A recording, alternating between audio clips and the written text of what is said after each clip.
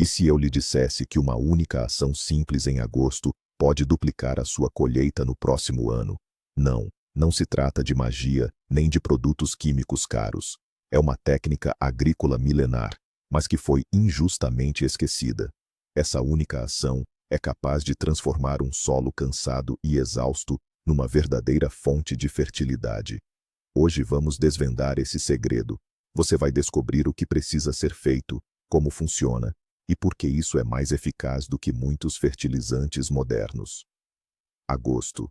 A colheita já está quase no fim, e os canteiros começam a esvaziar.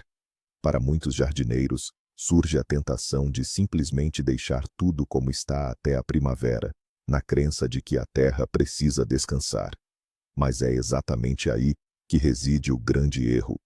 Imagine que o seu solo é um atleta que acabou de correr uma maratona. Ele está exausto. Precisa não só de descanso, mas de uma recuperação e nutrição adequadas. Se isso não for feito, na próxima safra, ele simplesmente não conseguirá entregar bons resultados. É em agosto que podemos iniciar o processo da sua plena revitalização.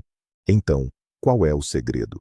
A genialidade, como de costume, reside na simplicidade. É a semeadura dos chamados adubos verdes, ou, como os agrônomos os chamam, plantas de cobertura.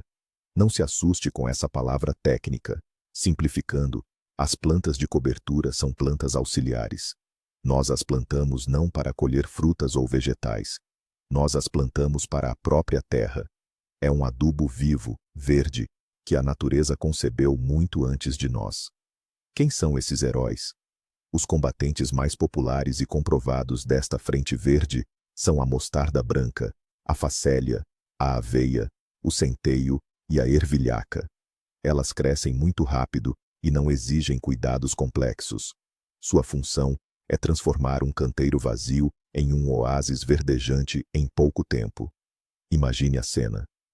Fim de agosto. Seus canteiros, que já entregaram toda a colheita, não estão lá, nus e tristes sob a chuva. Em vez disso, estão cobertos por um tapete suculento e esmeralda de plantas jovens. Bonito? Nem se fala. E o melhor, é extremamente útil. Afinal, terra nua é uma ferida aberta para a horta. O sol a resseca, as chuvas de outono a compactam, e os últimos nutrientes são levados embora.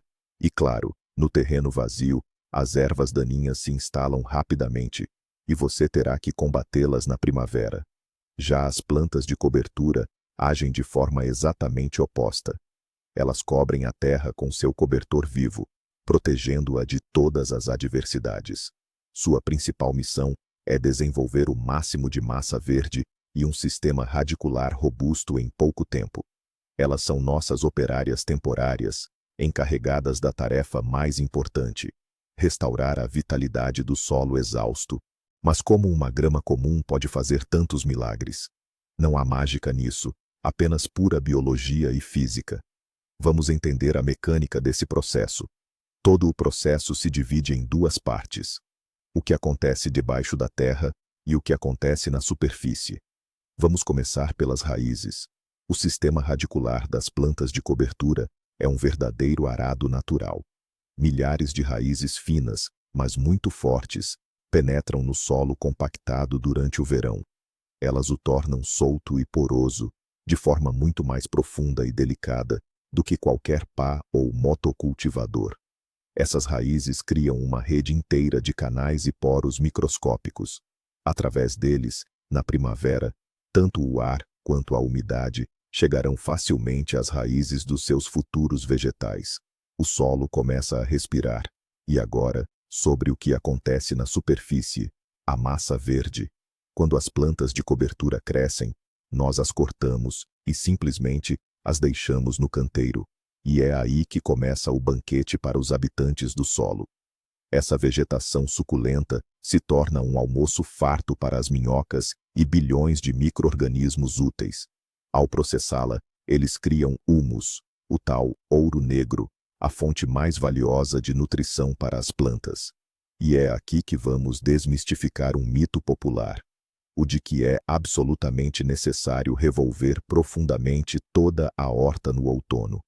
Pelo contrário, a escavação profunda destrói essa estrutura delicada do solo, mata os ajudantes benéficos e traz à tona as sementes de ervas daninhas. As plantas de cobertura, por sua vez, curam e restauram a terra de forma suave e natural, como a própria natureza planejou. Certo, mas qual adubo verde escolher para o seu terreno? Afinal, nem todos os adubos verdes são iguais. Cada um tem, digamos, a sua própria superpotência e especialização. A escolha depende do problema específico que você quer resolver. Vamos analisar as situações mais comuns. Se o seu principal problema são pragas, como o verme-arame, ou doenças como a requeima, então a sua melhor amiga é a mostarda branca. As secreções das suas raízes literalmente desinfetam o solo e afastam muitos visitantes indesejados. É uma verdadeira limpadora do seu jardim. Se no seu terreno você tem um solo pesado, argiloso, que na primavera mal consegue furar com a pá, você precisa de plantas com um sistema radicular robusto. Uma excelente escolha é o centeio de inverno ou o nabo forrageiro. As suas raízes, como pequenas brocas, penetram profundamente, soltando e estruturando até mesmo o solo mais compacto. Ou talvez você tenha o problema oposto, um solo pobre, arenoso, que não retém nem umidade nem nutrientes. Nesse caso, as leguminosas vêm em seu auxílio, a ervilhaca, a ervilha ou o tremoço. Elas possuem uma capacidade única, conseguem captar o azoto diretamente do ar e acumulá-lo em nódulos nas suas raízes, enriquecendo assim a terra. Portanto, antes de correr à loja em busca de sementes, simplesmente observe o seu solo e pense: do que ele mais precisa? De soltar, nutrir ou tratar? Na tela, você pode ver agora uma dica simples que o ajudará a orientar-se na escolha. E agora, o mais fascinante. Aquele momento que muda tudo.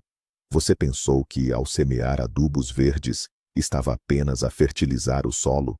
Na verdade, está a criar um organismo vivo e que respira diretamente nos seus canteiros. As raízes dos adubos verdes são milhões de canais microscópicos que tornam o solo solto e arejado, como uma pluma. Eles literalmente bombeiam oxigênio e umidade das profundezas, tornando-os acessíveis para as culturas futuras. Mas a verdadeira transformação acontece depois. Quando corta a massa verde e a deixa no canteiro, está a iniciar um verdadeiro banquete para as minhocas e micro-organismos benéficos. Eles transformam essa matéria verde no humus mais valioso, ouro natural para suas plantas. Você não está apenas a aplicar fertilizante de um saco, está a fazer com que a própria natureza trabalhe para si, restaurando a fertilidade natural do solo. Não o está a alimentar, está a curá-lo e a rejuvenescê-lo. E o resultado? Apenas uma ação em agosto, a sementeira de adubos verdes, e o seu solo, na primavera, não estará apenas descansado. Estará vivo, estruturado, cheio de nutrientes e pronto para lhe dar uma colheita com a qual nunca sonhou.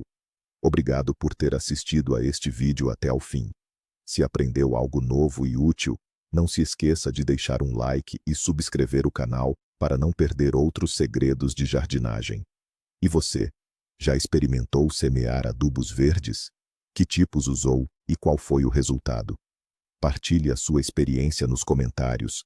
Vamos discutir isso juntos.